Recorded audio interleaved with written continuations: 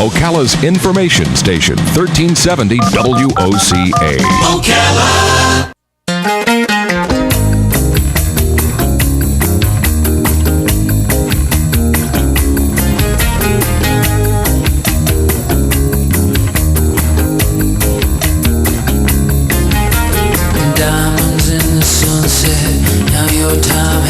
All right, thank you for tuning in. 25 minutes before 10 o'clock. Robin, you know, I've always been, I guess you could consider me a shy guy. You may not be able to tell that because I do a radio show, but in reality, that's always been the way I've been. And I've always been reluctant to try to persuade people to perhaps go along with an idea that I have. And it's always been like, oh, man, it's always like painful. Like maybe I can get somebody else to do this for me and speak to somebody. And you know, if you have got good intentions and you really have an idea that you think will help everybody out in the long run, a win-win kind of an idea, it's like, gosh, you really want to get that idea off the ground and you know you need help.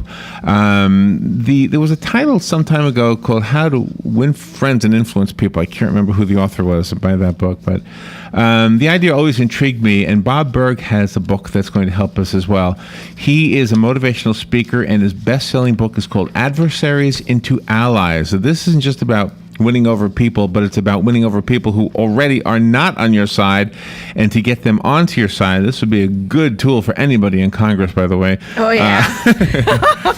I would think. Bob Burg, good morning, Bob. How you doing? Good morning, Larry and Robin. Great to be with you. Yes, you too. Where are you? Where are you calling from? I am from down the road from you in Jupiter, Florida. Jupiter. Wow. Oh, cool. That's the first time we can say we had a call from Jupiter. Yeah. Yeah. And I'm that one. So tell me about this, and how did I do with the intro? Is this what we're talking about here?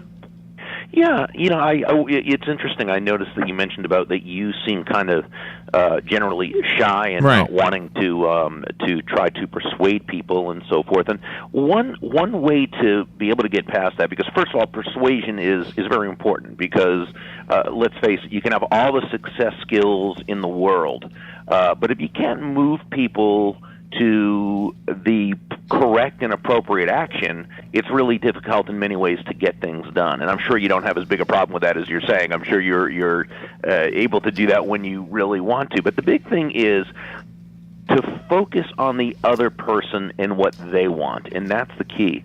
A lot of times we might be reticent, if you will, to try to move someone to our side of the issue because we're too focused on us.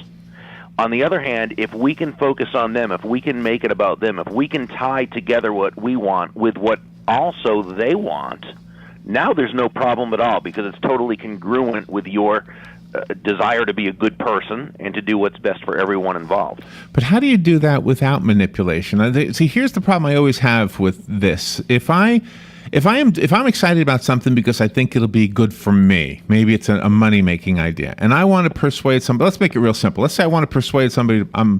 Let's say I'm a car salesman, okay, and I want to make my commission. So I want to persuade this guy that just pulled into the parking lot to buy a car and buy it from me. You know, at the same time, I mean, I don't want to sell him a car that he really doesn't want. Of course. So how do I find that in between space where I really am doing something for him, while at the same time I'm getting something in return? Sure. The key is to focus on adding value to him. Really, when you think of it, money is simply an echo of value, which means the value must come first. And the money is simply a result, a very natural and direct result of the value you've provided. So what you want to do is ask that person questions to determine what motivates them, what would motivate them to purchase that car. What a good professional salesperson does, a persuasive one, not a manipulative one, is they match the benefits of their product or service with the wants, needs, and desires of that other person. So if you focus on bringing value to them, the money is going to follow. Okay, so in the car metaphor, the car example, then you would find somebody, the car that fits his lifestyle. Maybe if he's a family man, it's big enough for the family. If he's a single guy, maybe a Babe Magnet kind of a car or something like that. But what about the part of the title that says, I mean, the title, adversaries. Now, these guys aren't necessarily your adversaries, so maybe we can shift the conversation from the car dealership to the Congress. I mean, we have Congress split right now. How can we get one side to convince the other side to change sides or at least change votes? Well, you're probably not going to persuade certain people who are just so married to their position, or maybe do things for reasons that aren't necessarily the right reasons, but more for political reasons. You're probably not going to persuade them. What you really need to do is still in your dealings with them, you need to share your thoughts with respect instead of vitriolic ad hominem attacks, when they attack the person as opposed to the person's position. And what that does is it may or may not open up conversation or dialogue with the fellow members of Congress, who, again, we don't know individually how many of them really are for doing the right thing or how many are just simply politically motivated. But what we can do, or what people in Congress can do, is they can present their case to the public and to the voters in such a way that the voters understand the correct position, if you will, and then it's the voters who are going to have to let those politicians know, we expect you to do this, we expect you not to do that. Okay, now, go ahead, Robin. People are very, very trusting. I'm trusting. When I see people out there on the streets, asking for money, I usually don't give them any because I've seen them, go from place to place. But then there are people out there, they bring their children, and they intentionally know that child is going to have an effect on the people. So they're just using that child to get money. How do you walk past those people and not give money?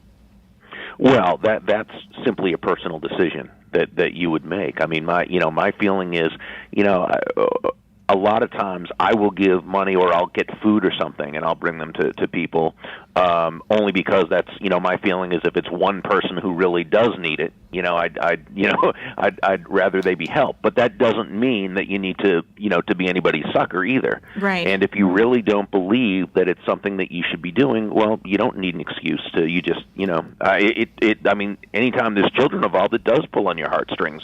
And the worst thing about the position those kids are in is not being poor, although they probably are, but it's that they have parents who would use them, for those kind of reasons. Exactly. Right, yeah. Assuming it's not true. So, in a sense, we're asking to, I mean, it's a difficult position. So you've got to go with your heart as far as if you want to. But as far as how do you walk by, nobody can force you to do anything. Yeah. So that's just a decision you've got to make. When it comes to saying no to somebody who maybe asks you something to do that you don't want to do, maybe serve on a committee or something like that, you've got to be able to say no in a way that shows the other person respect and honor, but at the same time respects your own boundaries. I've heard so often people, give the advice, well, just say no, or no is a complete sentence. And I think that's wrong, because when you do that, you're unnecessarily turning an ally into an adversary, first of all. Oh, yeah. Secondly, you're cutting off any potential relationship with this person or any other opportunities, but it's also not congruent with your desire to treat people with respect. By the same token, it's also not effective when you make an excuse. If you say, well, I would, but I don't have time. Because the problem is you do have time if you wanted to do it. You just don't want to do it, when it comes right down to it. Oh, yeah. So, so that doesn't feel good to say something that isn't true. Besides, the other person's going to come back with something like, oh, but it won't take much time at all, and they'll probably be able to effectively persuade you. So then you're in a position where you've either got to admit that you were fibbing, which doesn't feel good, and they're going to resent you, or you need to, in order to save face, do the thing that you don't want to do. So instead, you simply do this. When you really just don't want to accept this request, you simply say, thank you, I'm so honored to be asked, or excuse me, thank you. Well, it's not something I'd like to do. Please know how honored I am to be asked. Oh, wow. I'll have to remember that. You have to say. Yeah. See, I'll have to remember. You know where this can work? I get a lot of requests from people to sit with me for a half hour so I can look over their multi-level marketing idea, right? Yes. Whatever it is that they're trying to get me to buy in on. And I always, this is how I always end it. So maybe I don't quite fit, maybe I haven't done it right. I should use your technique, but usually I say, here's the problem I have with that. Not that the product is bad, not that I don't believe you that it'll make me a ton of money, but that it's not what I want to do with my life. If I end up selling your perfume or your juice or your whatever it is, your exercise program or whatever it is, then I'm not doing what I want to do. And I feel like what I want to do is pretty important to me. So, yeah. I mean, maybe that turns them off, they hate it, really. But Right. Well, it's not a matter of them turning it off. They turning them off. They have to, accept everybody. Everybody has a right to pursue happiness in their own way. But I think that what you're doing is you're putting much more energy into it than you have to. I think if you just say to them, thank you so much. While it's just not something I want to do, please know how honored I am to be asked. And then they say, well, why? And then what you do is you just say, it's just a decision I've made, but thank you so much for asking. Oh, that's so diplomatic. Yeah, I love that. Yeah, that's good. It is. Now remember, if somebody really says, yeah, but you haven't even looked at it, if you want to continue even with the conversation, again, in a nice way, you can say, it's just not a life decision for me that I want to make. I've already made my decision, and I stand by it. But again, thank you so much for thinking of me. Boom. And that's it. They won't ask you again. So is this applicable to romantic efforts? Oh, yeah. I'll tell you a real quick story. I know a guy in Naples, down in Naples, Florida, who is now married to a woman. He asked her out how many times? 5 or 6 times? Yeah. 5 or 6 times. Asked her out every single time. She said no. And then like the 5th or 6th time, she said yes. And the clincher was he was walking his dog, and she realized he loved dogs. Yeah. So, I mean, I don't know if that applies to this, but he wasn't trying to manipulate her in any way. And nor was she really an adversary, but he obviously had his eye on her. So Yeah. Right. Well, first of all, when we say adversary in the title of this book, we don't necessarily mean an enemy as much as someone who perhaps even inadvertently or for whatever reason it is standing in the way of your personal satisfaction. So it doesn't have to be ill intent in any way. It's just being a matter of, really what I call ultimate influence, which is what the book is about, is getting the results you want when dealing with others, but in such a way that you make them feel genuinely good about themselves, about the situation, and about you. And when you learn how to do that, and we do that through a whole bunch of just simple, fun to read, easy to apply stories, the world's your oyster. You're really able to have a lot more fun in life. It's a lot less stressful because people are more on your side, and it's a lot more profitable too in business. one of the things that you talk about is acknowledging the other person's ego, and really good advice. I mean, it makes sense to make somebody feel good about whatever it is that they are proud of. Yeah. Sure. Well, the ego is really nothing more than our sense of self. It's the I. It's that part of us that understands that we are a unique individual, and that we are, really pursuing our own happiness, and the ego is a big part of this. There's nothing inherently wrong with the ego as long as we're controlling our ego. The problem is when the ego starts to control us, then we do things that are very counterproductive. Now, we have to acknowledge that can be the case with us, and we need to control that. But we really need to acknowledge that if another person is acting in a way that really is not nice or kind or productive or helpful, there's a good chance it's their ego at work. And we need to be, we need to understand that, we need to acknowledge that, and we need to work within that context. That's really where tack and empathy comes in, which we really talk about through much of the book. And sometimes people think that the only way they can get what they want is to be manipulative. They'll be charming and, over the edge and everything, just trying to get the other person to do it for them. And usually the other person doesn't see through it and they cave. Right. Well, when that, hey, there are some good manipulators out there. Right. In fact, we elect them to Congress. No, I mean, but no, there are. And so I also I do a chapter on how to, the telltale signs that someone is trying to manipulate you. Because it's important that while we understand that the difference between manipulation and persuasion has a lot to do with intent, okay? We also need to make sure that we don't fall prey to a manipulator. And that's very, very important. We need to be aware of that. Bob Burg is our guest. His book is called Adversaries into Allies, Win People Over Without Manipulation or Coercion. And Bob is also the co-author of The Go-Giver. I'm curious about that one. Go-Givers sell more, and it's not about you, as well as endless referrals.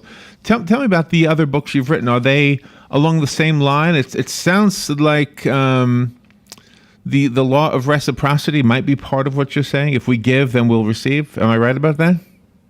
Yeah, the only in reciprocity is certainly a very realistic law.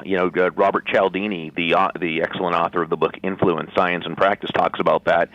It's not so much in this case that you give in order to receive. It's that when you give value to others, to the marketplace, receiving is the natural result. So the law of reciprocity basically says that, when utilized, it's, well, I'll do something for this person in order to get something back.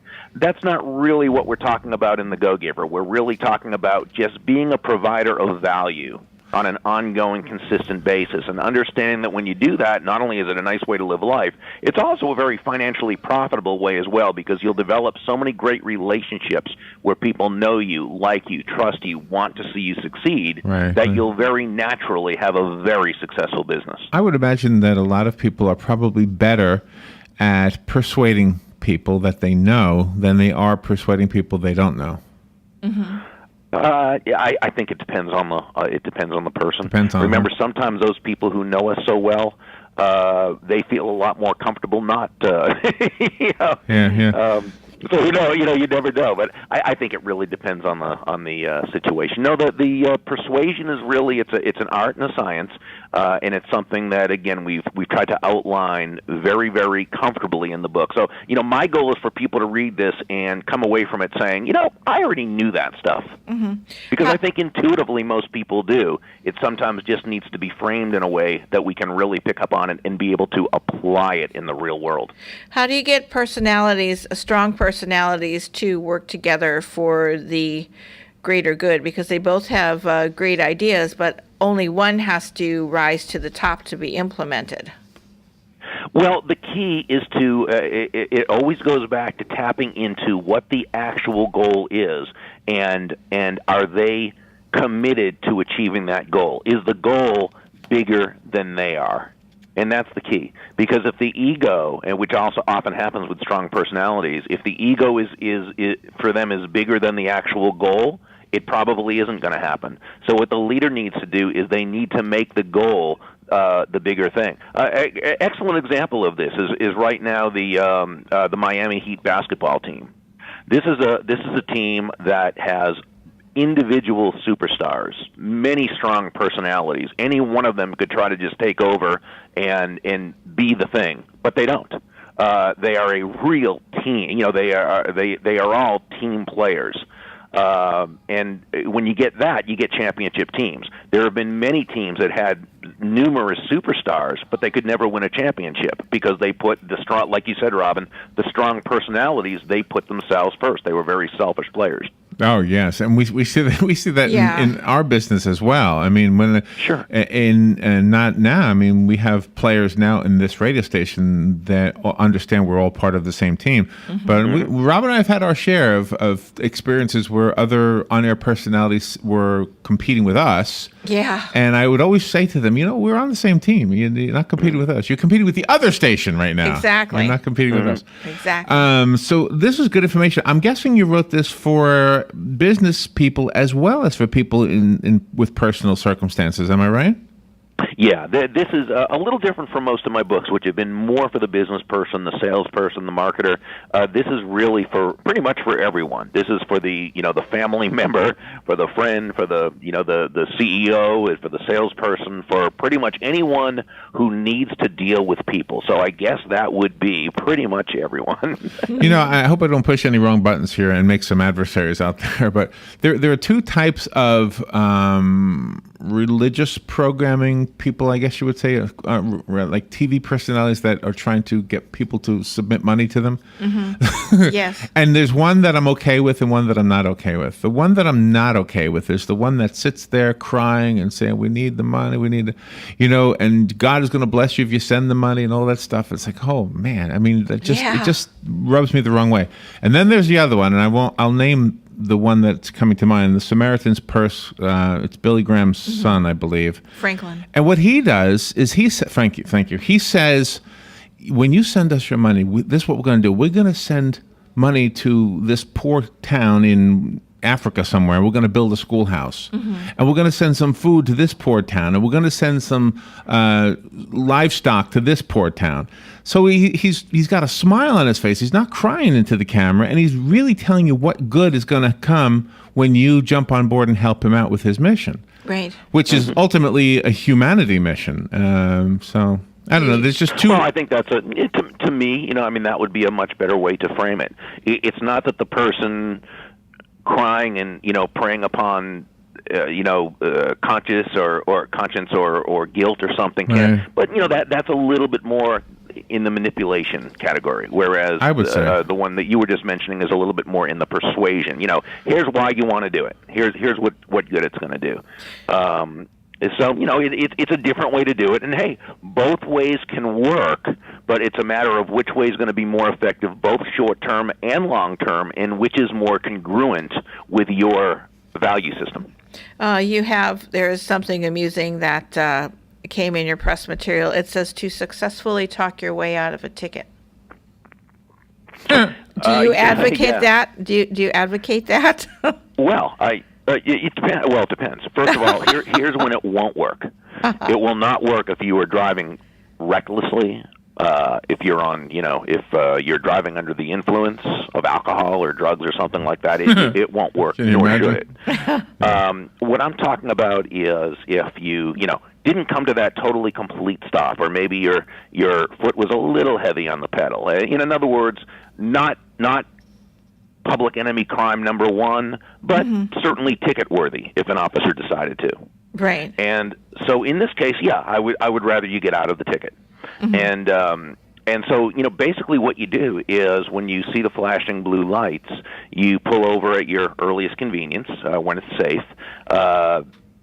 If it's at night, you turn the inside car light on so the officer can see you, and you put your hands on the 10 o'clock and 2 o'clock position of the wheel and stay perfectly still while the officer approaches the vehicle. The reason why is because you're showing total respect, genuine, authentic respect, and empathy to that police officer. You're communicating that, hey, I understand that while you're doing a great job protecting and serving us, the most dangerous time for you is approaching the driver's side of a vehicle you've just stopped. Yeah. Wow. So when the officer approaches you and says, do you realize you were going, whatever speed over the thing, you simply, you acknowledge it. You say, yes, I do realize that I was wrong. I apologize. Or if this is the truth, you might say, no, I didn't realize it till I heard your siren. I looked down and you're right. I absolutely was going that speed. I apologize. So what you've done is you've separated yourself from everyone else, mainly because you've told the truth. I mean, they hear every lie in the book. Yeah. They don't like it, nor should they. And I love what you just said, because in the book you quote T. Harv Eker. Eker, thank you. And what you quoted was, how you do anything is how you do everything. So if that's right. if the amount of respect you just described in the police officer walking up to your car door is how you do everything, if you treat everybody with respect, then you're probably going to be a lot better off. Mm-hmm. Yeah, and everything about this, and that's why it's persuasion, not manipulation. You are genuinely and authentically respecting others. And, it is no pie-in-the-sky thing. This is just where you think about it. Are we more likely to do things with, for, and about people who we like, who show us respect, genuine respect, Makes or sense. people who we can tell are just out for themselves? Makes a lot of sense. Yeah. I love this conversation. It's very philosophical. I have a copy of Bob's book. It's called Adversaries into Allies, Win People Over Without Manipulation or Coercion. I'm not trying to manipulate you or coerce you, but I have a free one. And if you want it, tell me. I'll put your name on it. It'll be waiting for you. But the rest of us have to go buy it. Bob, how do we do that? Do you have a website? Yeah, if they'd like a free copy of Chapter 1 so they can sort of see where it's going, and if they like it, they can go to www.burg, and that's spelled BURG.com, and they can just click on the graphic, and it will take them to where they can get a free chapter. All right, excellent. Great conversation. It was just very stimulating, and I agree with what you've said. I think respect is ultimately the best way to conduct yourself in our relationships. Yeah. Hey, I have a question. Robin, do you spell your name with an I or a Y? An I. Okay, got a sister with who's a Robin with a Y, so I was just wondering. Oh, okay. Yeah, I've got the male spelling, and I'm fine with it. The male spelling. No, it's a female spelling. It's just an I instead of a Y. Yeah. Well, that's cool. You have a sister with the same name as me. That's awesome. I have a Robin, yeah. Nice. There you go. Well, Bob, nice to chat with you. Thank you so much for calling us from Jupiter. Yeah. Thank you both. And come back again. I'd love to have you back. I'd love it. Make it a terrific day, both of you. You too. We'll take a little break. We'll be right back. You're listening to WOCA News Talk 1370, Ocala's source for what's happening in today's hottest, up-to-date news and topics. Ugh, what wrong? Ugh, need wood for fire. Ugh, I go get. Ugh, I got wood for fire. Ugh, what takes so long? Had to use restroom. Someone not refill toilet paper. Ugh, my bad. You wash hands? Ugh, of course. Ugh, what caveman you take me for?